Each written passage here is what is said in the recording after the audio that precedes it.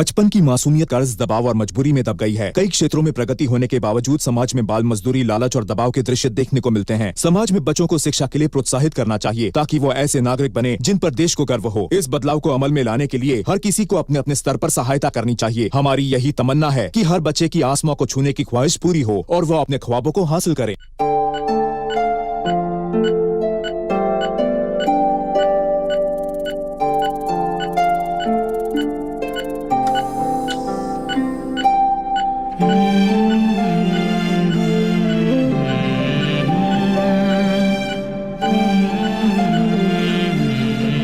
हमका मालूम है दादी, आपका ये निशान मिटाई का है, इसलिए आप हमका छोड़ के नहीं गई हैं।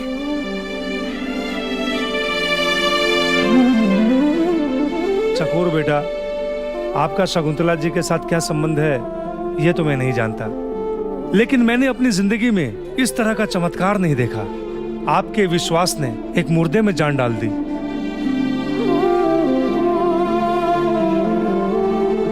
Nurse. Yes sir. Bandage change करने का टाइम आ गया है। ओके। चकोर बेटा, आप हमारे साथ बाहर चलिए। अब आपकी दादी को कुछ नहीं होगा, वो ठीक हो जाएंगी। दादी, हम थोड़ी देर के लिए बाहर जा रहे हैं, मगर अभी आ रहे हैं।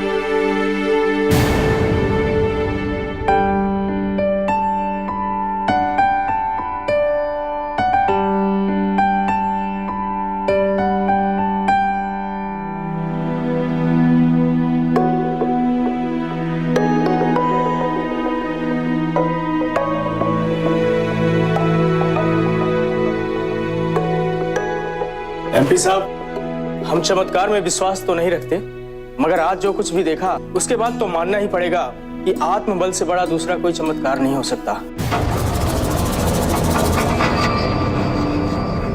अब आपकी अम्मा जी पूरी तरह से खतरे से बाहर है।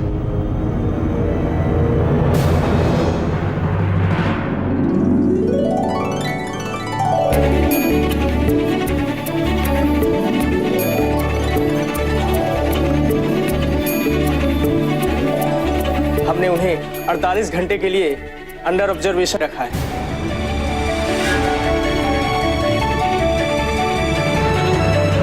बहुत बहुत धन्यवाद, बहुत बहुत धन्यवाद डॉक्टर साहब। अगर आपको धन्यवाद ही करना है तो इस मासूम फरिश्ते चकोर का कीजिए।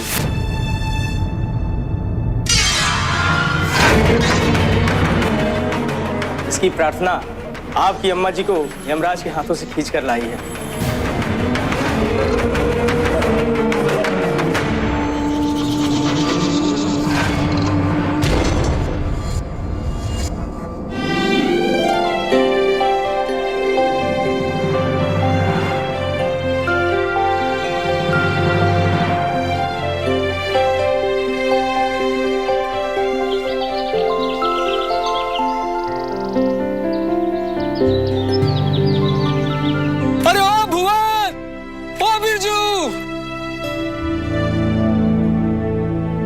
राम राम डाकिया बाबू।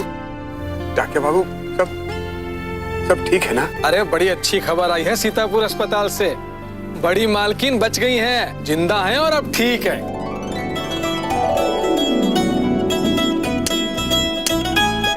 डाक बाबा की जय, बड़ी मालकिन की जय, डाक बाबा की जय।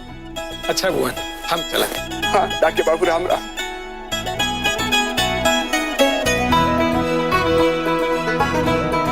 डाक बाबा, तुम्हारी कृपा अपरंपार है।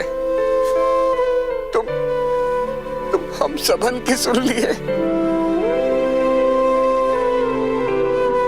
अरे हमरे जैसे 5-50 को भी उठा लियो ना तो कोनो परवाह नहीं है, पर बड़ी मालकिन जैसी देवी को बचाए के लिए बहुत बहुत धन्यवाद, बहुत बहुत धन्यवाद। डाक बाबा की बड़ी मालकिन की जय। नाग बाबा की जय। बड़ी मालकिन की जय। नाग बाबा की जय। बाबू हमका दीदी के पास रहेगा है और हम वहाँ जाके अपना भूख हड़ताल करे है। हमका भी जाएगा, हमका भी जाएगा। इमली सही कहते हैं, हम सबन को एक बार मालकिन को देखे का है, उनके पास जाए का है। और हम वहाँ जाके मालिक से फिर से बोलिए कि वो हमका स्कूल में भर्ती कराई दिया। हम बड़े मालिक को चिल्ला चिल्ला के बोलिए, मालिक हमरे बचुआ को हमरा हक दिलाई दो, उनको शिक्षा दिलाई दो मालिक।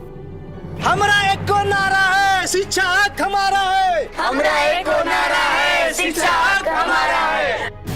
डीएम साहब, ये वही बुलेट है जो हमने शकुंतला देवी के शरीर से निकाली थी। ये गोली शकुंतला देवी के शरीर से ही निकली है, ये गवाही देने के लिए आपको कोर्ट में आना पड़ेगा। I hope that's okay with you. Sure sir. आइए, ये कुछ कानूनी पेपर्स इन पे साइन कर दीजिए। आप पढ़ लीजिए पहले। फोरेंसिक लैब में फोन कर दिया? जी सर, कर दी।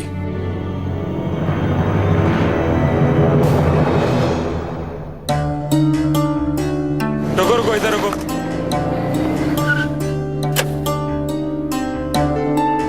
कहा साहब, आज गलत जगह पे ड्यूटी दे रहे हो? बिल्कुल सही जगह ड्यूटी दे रहे हैं। सारे गांव वालों को गाड़ी में बिठाओ और सीधा यहाँ से सीतापुर अस्पताल निकलो। चलो सब एक एक करके गाड़ी में बैठो। चलो।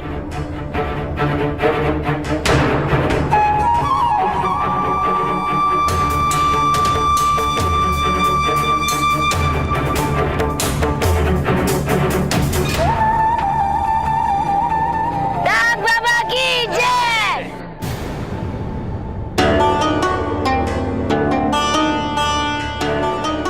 अम्मा बच गई। रंजना, हमारी अम्मा बच गई। मेरे इन हाथों से ना रंजना, बहुत बड़ा पाप होने से बच गया। आज हम इतना खुश है ना, इतना खुश है कि हमसे पूछो मत। आहिस्ता बोलिए मनोहर जी, आप क्या चाहते हैं कि आपके साथ साथ हम लोग भी फंस जाएं? थोड़ा काबू रखिए अपने आप पर, यहाँ पर और भी मरीज हैं। अरे हम तो सिर्फ इतना कह रहे हैं कि भगवान ने ना हमारी अम्मा को बचा लिया। अरे भगवान ने हमारी प्रार्थना सुन ली।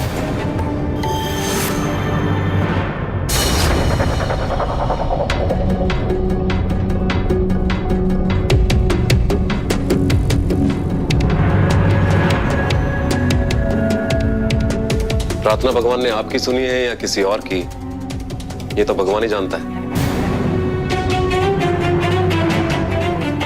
वैसे हमें तो चिंता इस बात की है कि वो कौन हो सकता है जो आपकी माताजी को इतनी जल्दी भगवान के पास पहुंचा देना चाहता है।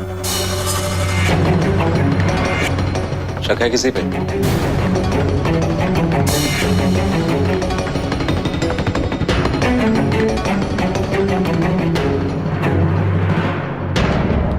क्या मतलब क्या है आपका? सवाल नहीं समझे,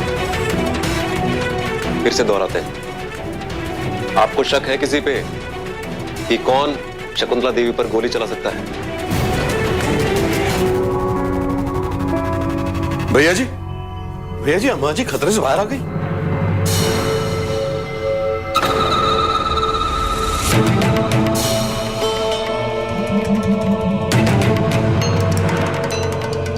सवाल समझ में आएगा तो बताएंगे। है किसी पे शक?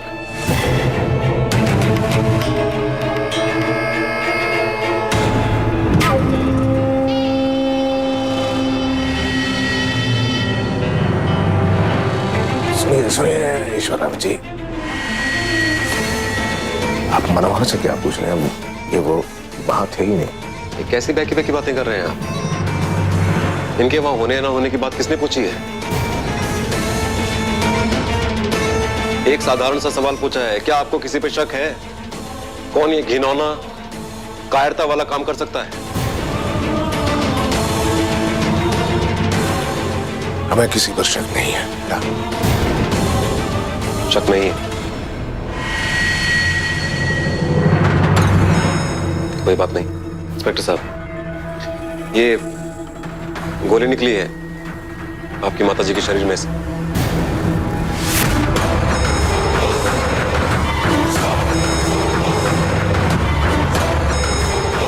इस गोली को फोरेंसिक लैब में भेज के ये तो पता चल ही जाएगा कि ये गोली किस बंदूक से निकली। और एक बार बंदूक का पता चल गया तो उसके मालिक को ढूंढना कोई मुश्किल काम नहीं होगा।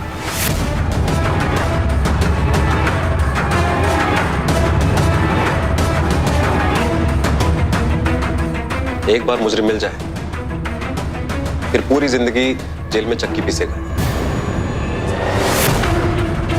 आप लोग भी यही चाहते होंगे कि जिसने माताजी पर गोली चलाई है वो बाकी की जिंदगी इस सलाखों के पीछे गुजारे, है ना?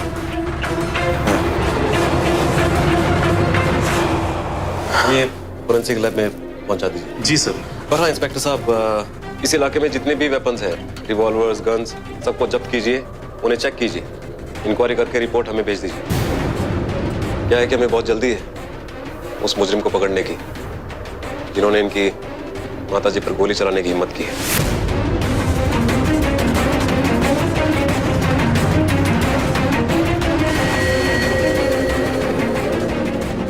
चलिए इंस्पेक्टर साहब। क्या धमकी दे रहा है और किसको? खेलने दीजिए, खुद के हाथ चल जाएंगे। आप चिंता मत कीजिए। हे भगवान, आप अपनी दादी का जल्द से जल्द ठीक कर दियो। हमरा एक को नारा है, शिक्षा हक हमारा है। हमरा एक को नारा है, शिक्षा हक हमारा है। हमरा एक को नारा है, शिक्षा हक हमारा है। हमरा एक को नारा है, शिक्षा हक हमारा है। हमरा एक को नारा है, शिक्षा हक हमारा है। हमरा एक को नारा है, शिक्षा हक हमारा है। हमरो एक को नारा है, शिक्षा हक हमारा है। बापू, इमली, आदित्य, मौसी, आप सब ये क्या कर रहे हो? दीदी, हम सब तोरा साथ देकर है।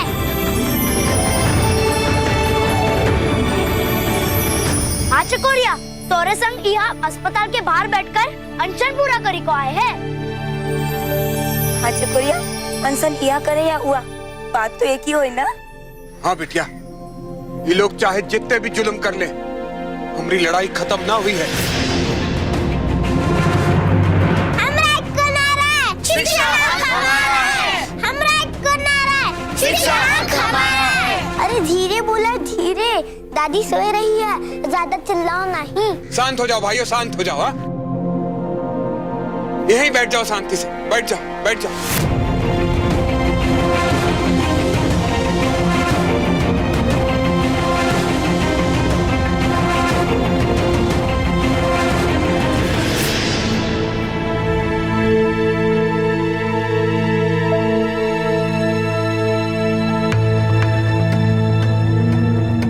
ये ईसीजी काम क्यों नहीं कर रहा है? Oh my God! Doctor, doctor, sir, जल्दी डॉक्टर जल्दी चलिए, ईसीजी काम नहीं कर रहा है। काम नहीं कर रहा है? कहाँ बोल रहे? सर ईसीजी काम नहीं कर रहा है और बॉडी ड्रिप भी एक्सेप्ट नहीं कर रही है सर।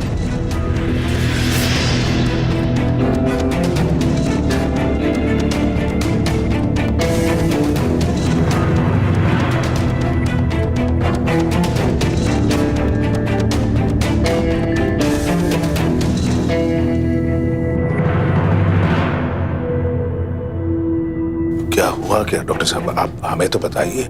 मुझे डीएम साहब से बात करनी।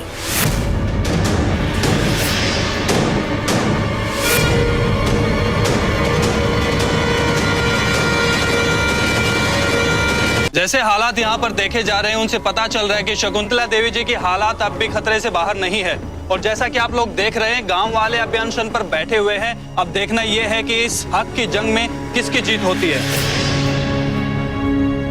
चकोर बेटा, अगर आप दादी को बचाना चाहती हैं तो आपको अपना अनशन तोड़ना पड़ेगा।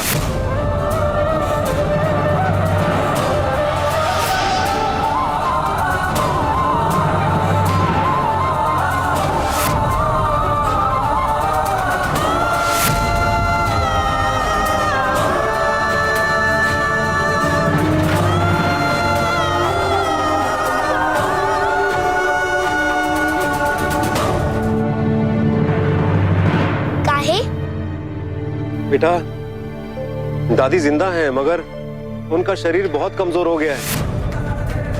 वो कुछ खा पी नहीं रही है, इसलिए कोई भी दवा उन पर असर नहीं कर रही, क्योंकि दिमाग से अब भी वो आप लोगों के साथ में है, अनशन कर रही है। और जब तक आप लोग कुछ खाएंगे पिएंगे नहीं, वो भी कुछ नहीं खाएंगे।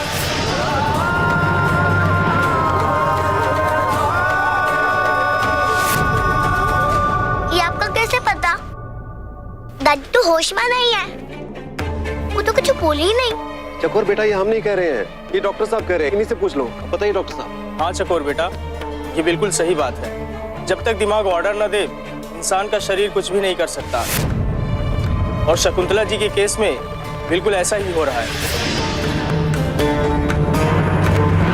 जब तक दादी नहीं बोली है, हम अपना अनशन नहीं तोड़े हैं।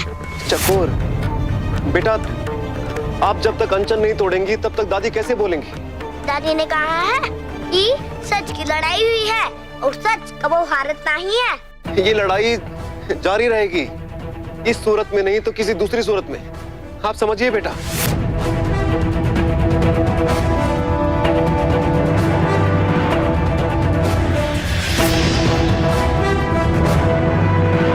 चकोर, ईश्वर ठीक कह रहे हैं बेटा, आप ये अनशन तोड़ दीजिए। इस समय दादी से बढ़कर कोई अनशन नहीं हो सकता।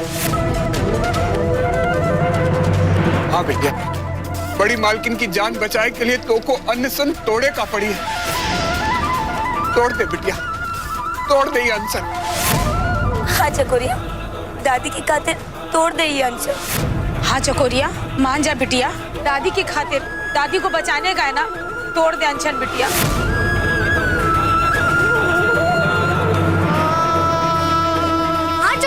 अनशन तोड़ दो।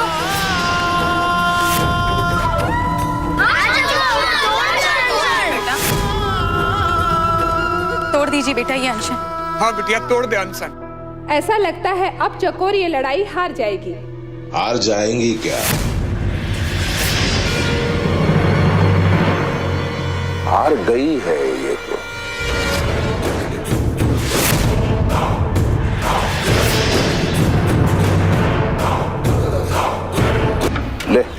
ले बेटा, जूस पी ले और अनशन तोड़ दे।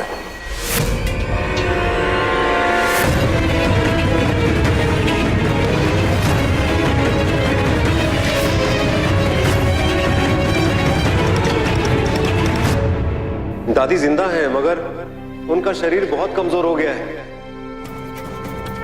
क्योंकि दिमाग से अब भी वो आप लोगों के साथ में है, अनशन कर रही है। और जब तक आप लोग कुछ खाएंगे पिएंगे नहीं, वो भी कुछ नहीं खाएंगे।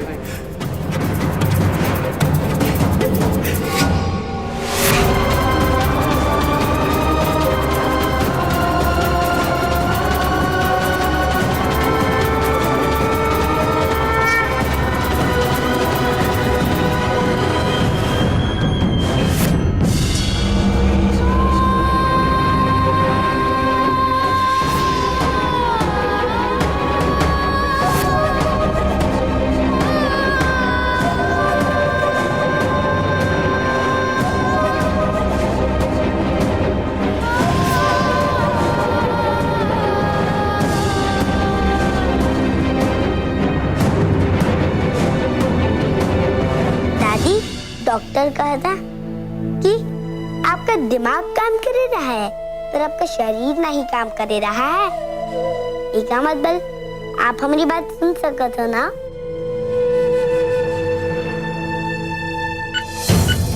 सर, वो देखिए। दादी, आप हमका क्या बोल रहे? सत्य का मतलब सच और सत्याग्रह का मतलब सच की लड़ाई। अब आप बोलो, हम ही सत्य की लड़ाई छोड़ दे?